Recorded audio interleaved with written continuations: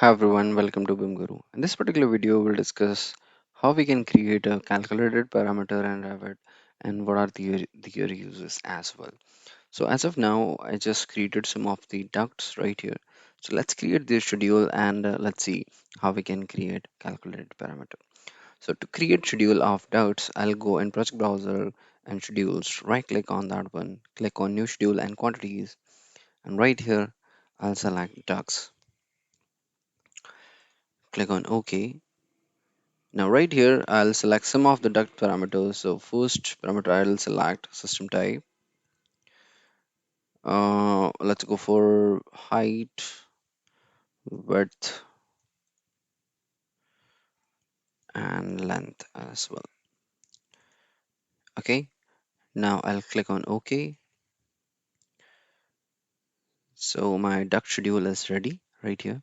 For example, I just want to have the multiplication values of these three parameters as well, like width multiplied by width, height multiplied by length as well.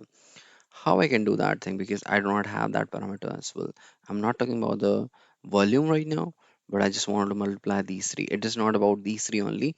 Any one, two parameters, three parameters, four parameters, whatsoever parameters you wanted to calculate, you can do that thing. So right now I just want to multiply these three. So for that one, I'll go for calculate parameters. So for that, I'll go for fields edit option. I'll click on this icon right here and I'll create a new parameter. Let's go for example, total perimeter. I'll go formula, common number, and the formula that I'm applying, height multiplied by width multiplied by length. Sorry, multiply by length. Okay, click on OK. Okay, if it shows inconsistent units, then in that case, what you need to do is that divide by 1. Sorry, divide by 1. Oh man, and divide by 1. Okay, fine. Click on OK. Now you can see our total parameter value had come, but it seems it is like in meter cubics. Let's cross check our parameter again. So I'll go in fields, click on this one, add it. Now right here you can see it's in cubic meter. So for that one, what I'll do is that I'll go in my units of the project and I'll go for volume. I'll convert this one to cubic millimeters. Sorry. And again, I'll go for area as well. And this one as well, I will go for square millimeter. Click on OK. OK.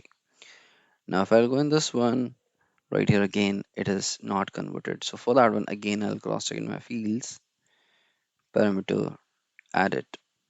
Okay, right here you can see it had converted in millimeter, cubic millimeter, but it also divided this one by this value. So I'll remove all the zeros because I just want everything in millimeter. So click on OK.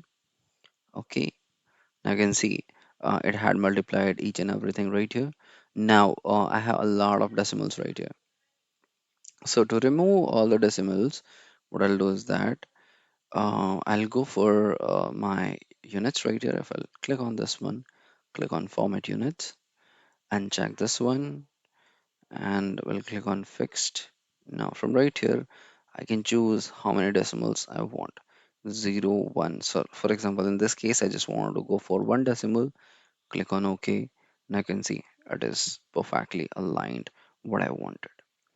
Now that is how we can use calculated parameter. Definitely you can create more parameters as well. For example, I just wanted to change this one to multiplication of width and height only. So for that one, what I'll do is that I'll click on calculated parameter, total, or what we can say, let me go width multiply by height. Formula again, I'll apply the same one, width multiply by height. Okay, it shows inconsistent units. I'll go with divided by 1. Okay, perfect. So you can see if you will multiply this one, 18, 1 lakh 80,000 it had come. Now it will calculate accordingly.